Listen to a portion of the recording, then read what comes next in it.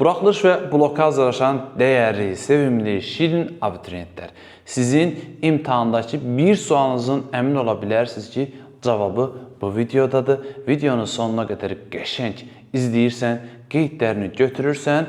Axırda da ürəyin istəsə bir dənə like-dan, abunə oldan filan mübarək barmaqlarla vurursan, vəssalam, bu da olur qəşəng. Bu arada sizdən sizə bir məlumat verim ki, bizim sıfırdan başlayan həm sınaq, həm mətn, adı üstündə mətn qrupu, oradan ancaq mətn olur, izah olur. Ay ərzində təxminən 10-15 dənə mətn olur. Sınaq qrupunda da eyni bu buraxılış fənləri və digər fənlər özü hamısında var. Və eyni zamanda sıfırdan başlayan blok və buraxılış qruplarımız var. Güclülər üçün qrup da var, sıfırdan başlayanlar, zəiflər üçün də qruplarımız var. Bismillah, getdik. İndi gəlin özümüzü yoxlayaq, görək vəziyyət nə yerdə, nə vaxt hazırlığa gedirsiniz, görək nə öyrənmişsiniz. Yaxşı. Və bizim qruplara qoşulmaq üçün, yəni adını saydığım bütün qruplar üçün məlumat almaq istəyirsənsə 055 597 01 51-ə yazırsınız və sizdən gəlirsiniz, olursunuz bizim sevimli şagirdimiz. Bismillah. İndi ən sadələrdən başlayalım, çünki bunların sonra keçmişsiniz. Birinci sual belədir. Aşağıdakılardan amonim ola bilənləri müəyyən edin. Nələr amonim ola bilir? Və burada qeyd eləmişəm. Yəni, məhdudiyyət qoymuşuq ki, söhbət bundan ki, yazmayayım. Məsələn, gəlin sözü yazmayayım. Yazıb ki, gəlin ismi, düzü, gəlin ismi. Deməli, gəlin ismi bir mənada işlənə bilər də. Gəlin, insan, yəni insan anlayışı bildirən bircə mənada işlənə bilər. Bu gəlin sözünün də, yəni başlanğıc forması gəlin olan başqa bir söz yoxdur.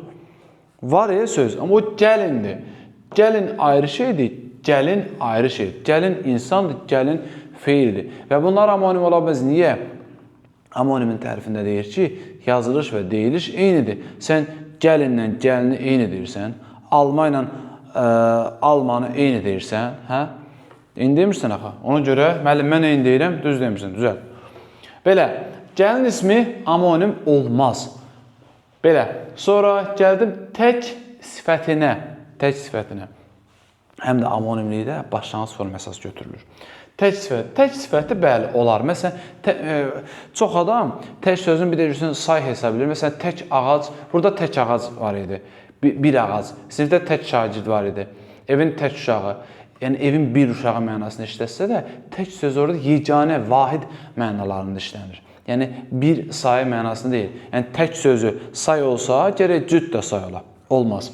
Deməli, tək sözü sifətdir. Nə ilə amonim ola bilər? Məsələn, sənin tək qoşma ilə, tək sənə inanıram ədatla, belə. Sonra deməli, amonim ola bilənləri müəyyən elə deyirsə, ikini düz götürəcəksən. Gəlirəm 3-ə. Artıq sifəti. Artıq nədir? 3. Artıq. Artıq yazılır, artıq deyilir. Düzəltmə sözü də artmaqdan yaranıb. Bir də var, artıq sənə güvənmirəm. Bu nədir? Ədatdır. Deməli, artıq ədatı ilə artıq sifəti bir-birindən amonimdir. Bəs artıq feil, ədat kimi nədir? Ədatın quruluş növündə düzəltmə deyə bir şey yoxdur. Yəni, ədatsa, deməli bu söz sadə söz hesab oluna bilər. Yəni, ədatın quruluş növü soruşulmur. Yəni, düzəltmə deyir. Belə, ola bilir, düzdür. 2-ni də götürdük, 4. 3-ü də götürdük, 2, 3. Əsər feili. Baxın, əsər sözü, bədii əsər, yazılmış hər hansı bir əsər. Başlanğıc forma nədir? Əsər. Bir də deyirəm ki, ondan əsər yoxdur, iz yoxdur. Əsər, əlamət mənasını verən, iz mənası verən əsər sözüdür ki, bu söz nədir? Bu söz bədii əsəri ilə amonimdir.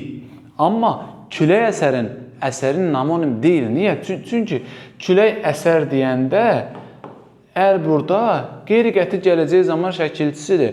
Və bu ərdə qrammatikdir. Qrammatik şəkilçi amonimlik yarada bilmir. Yəni, amonimin tərəfinin yaranmasını iştirak etmir. Və bu sözün başlanğıc forması əsdir.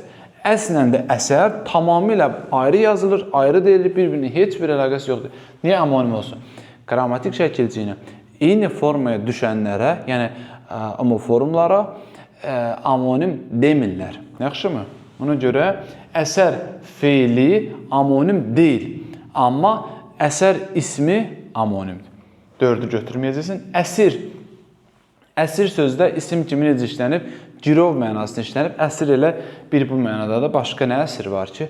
Əsir var, yəni külək əsir. Orada da əsd başlanğıc forma ir qrammatik şəkilçidir. Qrammatiklə də eyni formaya düşən dediyimiz kimi amonim olmur. Cavab 2 ilə 3. 2 və 3. Davam edək.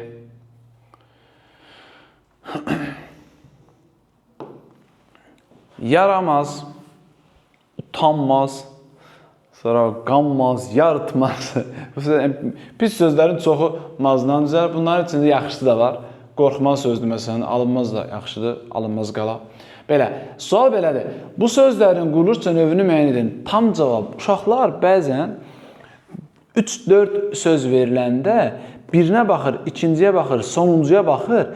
Sanki ya 2-də, ya 3-də tələskənlik eləyir. Yəni, bilirsiniz, Azərbaycan dili şifahi bir fən deyil. Yəni, beyin işlədiləcək bir fəndir.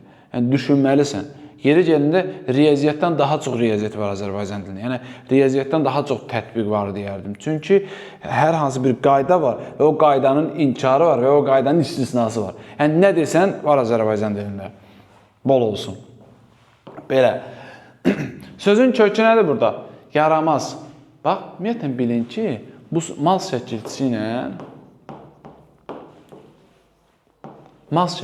ilə nə düzəlir? İki formada düzələ bilir. Yəni, biri var, məsələn, yaramaz uşaq. Yara nədir? Yaramaq. Yəni, nəyisə yaramaq, etmək, əmələ gəlmək, düzəltmək və s. İşə yaramaq. Yara burada nədir? Feil. Yaramaz adam. Çox adam elə bilir ki, bu feil sifəti qarışdırır. Feil sifətlə nə əlaqə? Bunu feil kimi düşünsən, məsələn, o mənim işimə yaramaz. Təsdiqi budur. O mənim işimə yarayar. Yaramaz feil olanda yarayar, yarayar sözünün inkarıdır.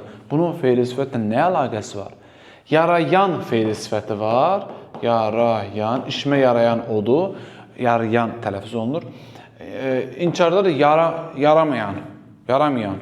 Belə tələffüz olunur. Bu yaramazla heç bir əlaqəsi yoxdur. Yaramaz adam üçün leksik şəkilçidir. Qutarıb getdi. Yaramaz. Maz burada leksikdir. Sonra bir də bəs sadə necə olar? O mənim işimə yaramaz. Yaramaz. Qeyri-qəti gələcək zamanda yara sözün kökü m qrammatik, az da qeyri-qəti gələcək zaman. Deməli, yaramaz söz nədir? Həm sadə, feil olanda sadədir, sifət olanda isə düzəltmədir. Bu getdi. 1. Bunu işarələdim. Utanmaz. Utanmaz adam. Sözün kökü utandı, maz leksikdir, sifətdir və eyni zamanda o heç nədən utanmaz. Burada da utanar və ya utanmaz. Burada da sadə və düzəltmə. Gəlirəm qorxmaz sözünə.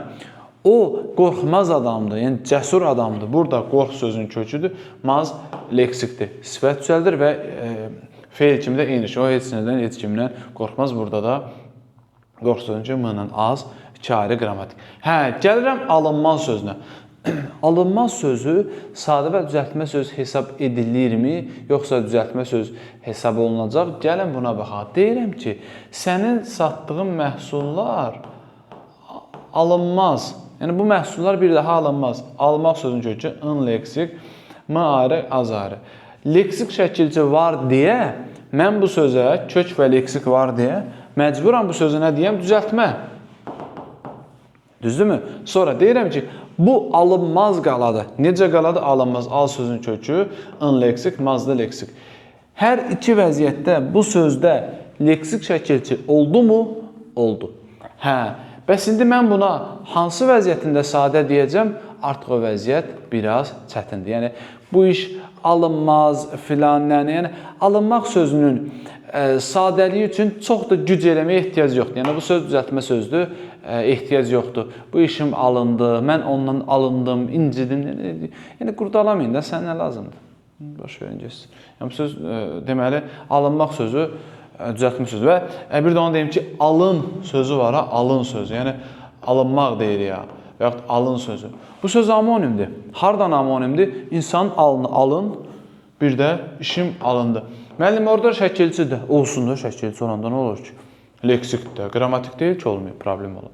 Və sonra deməli, alınmaq sözü də alınla alın amonim deyil. O başqa mövzudur. Bu başqa şeydir. Belə. Deməli, cavab nə oldu? Yaramaz, utanmaz, qorxmaz sözləri sadə və düzəltmə olur. Alınmaz sözü isə düzəltmə olur, sadə olmur. Hansıların quruluşdu növlərin tam olaraq dedi. Ay müəllim, bu nədir çıxardısınız? Mən elə nə demişəm ki, hələ nə var ki burada? Vallahi bunları mən icad eləməmişəm. Sündüdən, Qobustan Sündü kəndindən gətirməmişəm. Bunlar var idi. Sənin dədənin, babanın dilidir. Mən nə edə bilərəm? Mənim üstümə niyə atırsan? Yaxşı mı? Beynim şişdi, ay müəllim. Yaxşı əlamət da. Düşməlidir, təbii olaraq. Şişməməyi problemdir.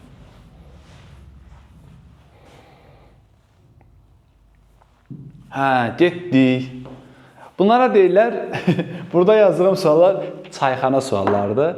Bunları bilirsiniz o, bir də görürsən ki, müəllim olduğunu bilirlər. Başlayırlar ki, hətta görüm razetka sözü nədir, Abacoğlu. Hətta görüm 74-cü ildə kitabdan bir dənə Səməd Vurğunun mənasız bir şeirini oxuyub gəlir ki, tamamla görüm nədir bu komsomoldan bir dənə şey. Siz bir adamı yoxlayacaq bir vasitə deyil də, yəni peşman olursan deməyə ki, müəlliməm, bilirəm sizin də başınıza gəlir. 11-ci sinifdə, vaxt mənim daim deyirdi, sən nə bal yığırsan, filənkəsin oğlu 850 bal yığıb, sən oxusan da oxuyursan. 850 nədir, nə danışırsan? Yaxşı, çoxaltma, ona görə uşaqlar, kimsə ətrafda olur da, yəni özündə, içlərində bir oxuyan yoxdur, özünün başı çıxmır, amma səni də durmadan həvəsinə salmağa çalışır. Elə adamlarla mübahisə belə etməyin. Çünki bilən adamdan, məsələn, bir bilən adam gəlsin məndən, bu bombozu, büsbütünü oturum, rahat müzakirə eləyim. Amma bilməyən adamla mən necə müzakirə eləyim? Mən onu necə səhv çıxara bilərəm? O deyir ki, yaxşı görək, bu müəllim olub indi. Yaxşı görək, səndən müəllim olaraq sən dünənə kimi Sündüdə qara eşşəyin üstünə gəzmirdin. Sən haçan durdun müəllim oldun? 40-50 müəllimlər durur. Başa salamayırsan ki, biz burada bundan danışırıq, qara eşşəkdən danışmırıq. Yaxşımı? Ona görə siz elə şeyləri boş verin, vecinizə almayın, elə insanları mübahisə edib, vaxtınızı belə aparmayın. Neyinin? Elə insanları sadəcə gülümsüyün. İnanın, qıcıq onlar, dəliyə dönür, belə dəliliyin onları. Gülümsüyün, yaxşı, sağ ol, salam aleykum, Allah səni qorusun deyil. Yola ver, bu özü böylüydü. Bu nedir? Yaxşı, tərtəmiz, bomboz deyirəm ki, çoxaltma dərəcəsində olan sifət deyil. Yəni, çoxaltma dərəcəsində olan sifətləri göstər və yaxud olmayanları göstər. Yəni, belə bir şeydir. Hansılar çoxaltma dərəcəsində deyil? Bundan danışacağım. Tərtəmiz, təmizin üstüdür. Təmiz, operasyon sürələrindən biri olan r-la, r-la düzəlib, olub nə?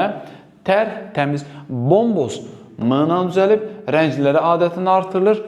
2 hərfinə bir dənə m artırıb, ilk 2 hərfinə, olub nə? Bomboz. Gəlirəm bumbuza. Çox oxşuyur. Bunu uşaqlar bir-birlərinin belə ələ salmaq üçün istifadə edirlər bu bumbuzdan. Qəfil belə sifəti bilirəm deyəndə qəfil sual verirsən, dərhal orada özlərini itirəcəklər, səhv eləyəcəklər.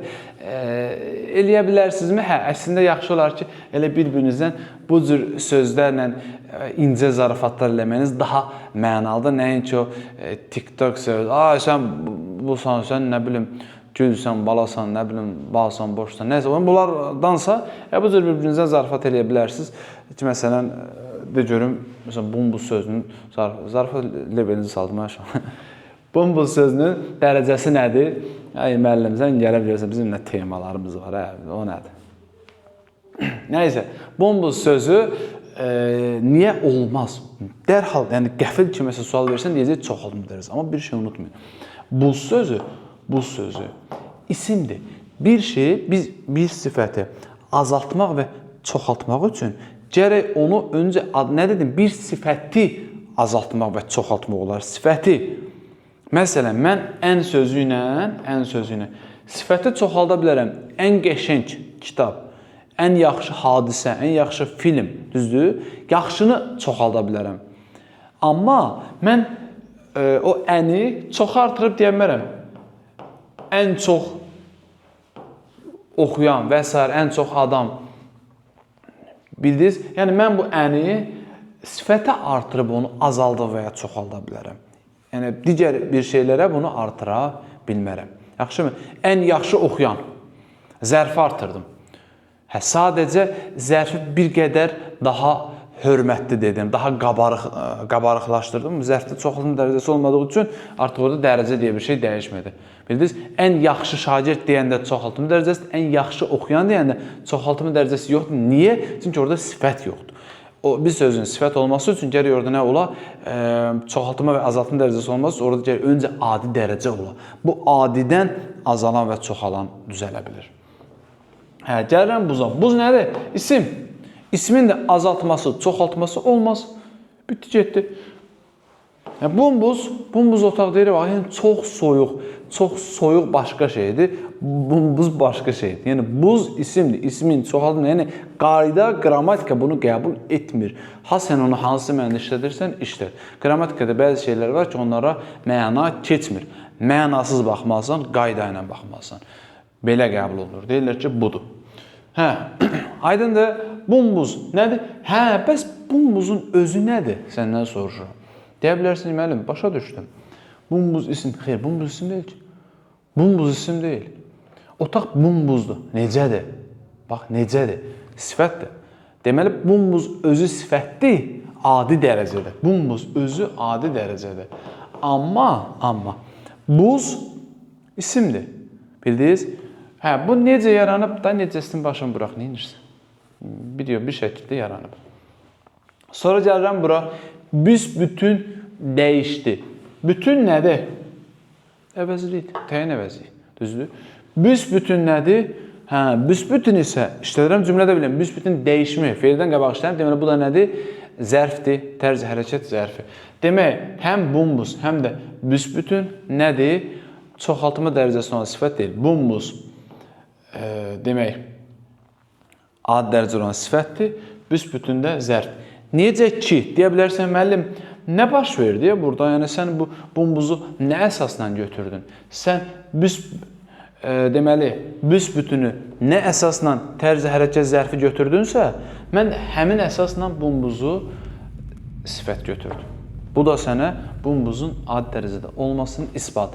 Əgər sən bumbuzun adi dərəcədə olduğunu qəbul etmirsənsə, bilirəm buna müəllimlər də qulaq asır.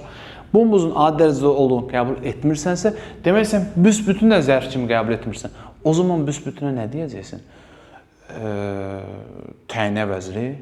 Nə deyəcəksin? Sifət deyəcəksin? Nə deyəcəksin? Başqa bir deyə biləcək bir şey varsa, 7-ci əsasın diksiyası varsa, gənin oraya əlavə eləyir. Deməli, yoxdur.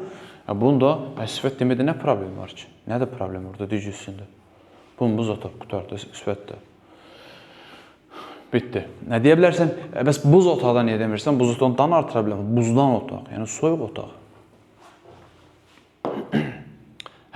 Gəldim bura, tünd qırmızı. Bilirsiniz ki, tünd sözünü sifətlərə artıraraq onları çoxaltma dərəcəsi edə bilirik. Tünd qırmızı, tünd sarı, rənglərə bunu artırırıq. Rənglərə. Düzdür?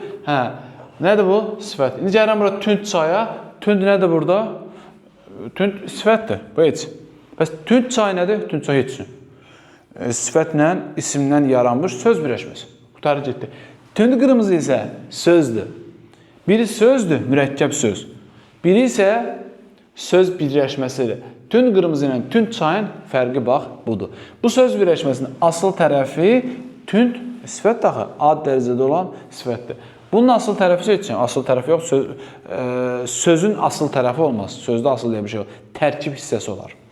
Məsələn, tünd çayın burada çoxaltma dərəcəsindən söhbət gedəmir. Çünki tünd sifətin qarşısında gəlmə çoxaltma dərəcəsi eləyir və tünd sözü burada nədir? Adi dərəcədə olan sifət. Burada da tünd sözü seçin. Çoxaltmaları yaradan bir əlamət. Çay isim olduğu üçün götürmədik. Gəldik bu sözlərə. Qəşəng sözlərdir.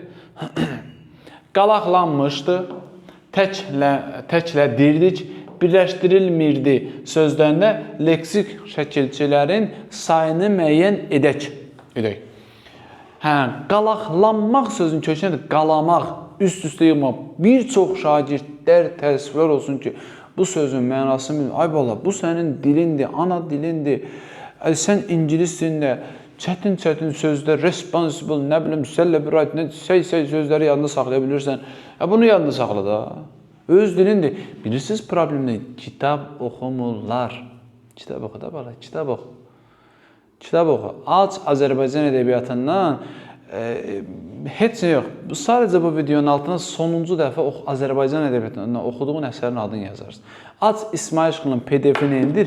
Yolda gedəndə heç olmasa 10 dəqiqə oxu da. O minirsən 114 A-ya, B-yə, oradan Sultəpəyə qədər, Sultəpədən nə bilim Şamaxınkiyə qədər, Avtovağzala qədər qırğınla biri onu söyür, biri onu döyür, biri mahnıya qulaq asır.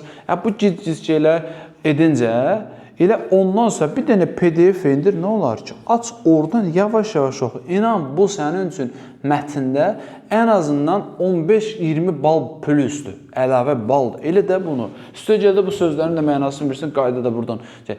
Ən pis halda belə ən azından əsər oxudun, söz ehtiyatını artırdın. Bir iki kəlmə danışında, üçüncü kəlmədə sən deyəcəksin. Oxuyun da bunu. Niyə səbələşdirsin mən? Sözün kökləri qalamaq, üst-üstə yığmaq. Qalamaq. Qalayırsan, qaladığın o şey olur. Nə? Qalaq. Qalaq. Qalaq deyil. Qalaq. Bundan, bu qalaqdan yaranmış söz. Qalaq, yəni düzəltmə sözünün yaranmasına mürəkkəb söz misal çəkməzlər. Sadəcə izah eləmək üçün demək olar ki, qalaq. Qalaq, sözün kökü qaladır, qaladan qalaq yarandı. Qalaqlamaq, yəni üst-üstə yığmaq. Qalaqlanmaq, belə. Deməli, qılanı. 3 leksik şəkilçi var burada.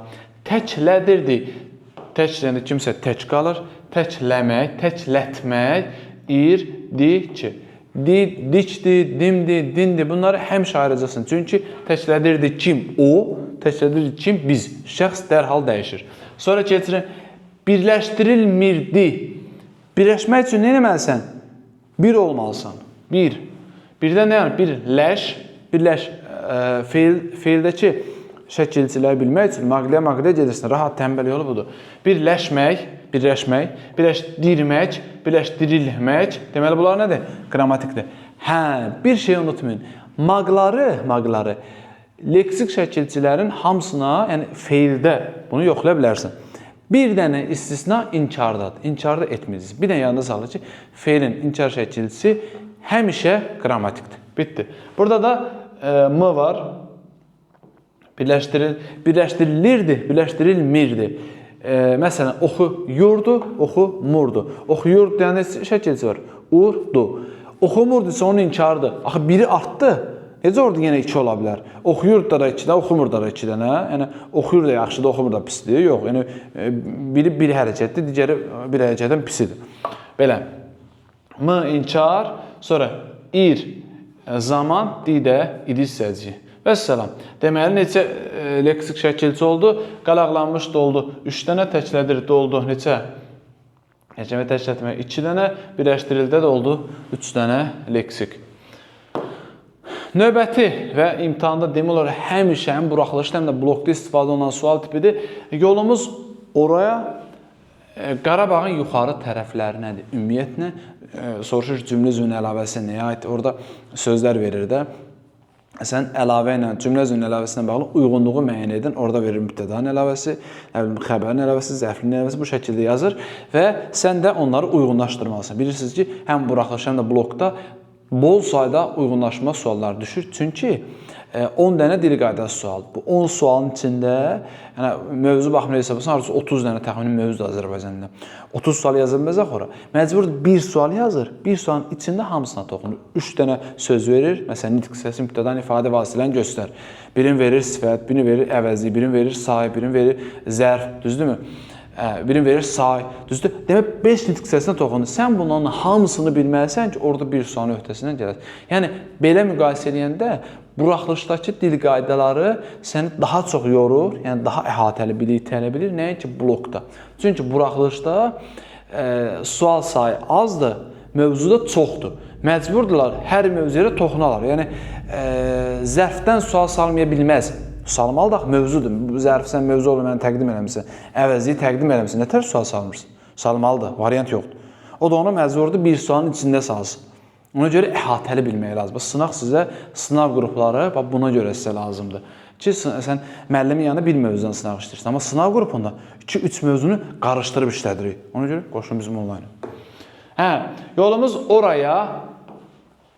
Sən bu cür yanaşsan, haraya desən, yandıracaqsan. Niyə? Çünki haraya deyəndə dərhal deyirsən ki, zərflik. Hələ bax, gör orada zərflik var. Gör, zərflik var hələ orada.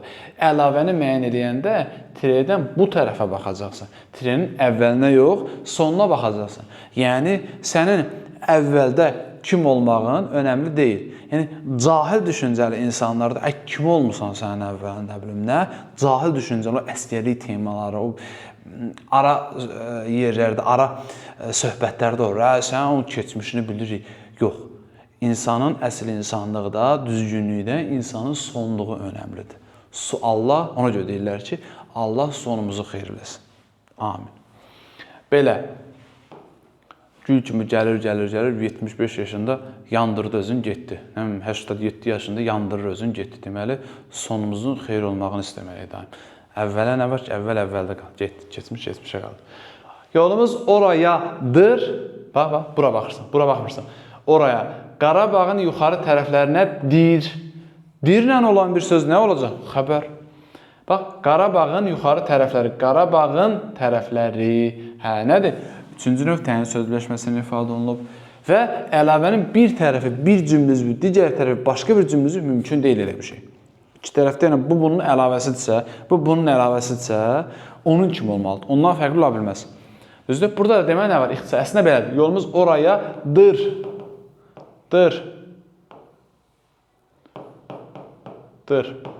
Gördünüz? Yolumuz orayadır, yəni Qarabağın yuxarı tərəflərinədir. Yolumuz orayadır deyəndə nə olacaq? Xəbər.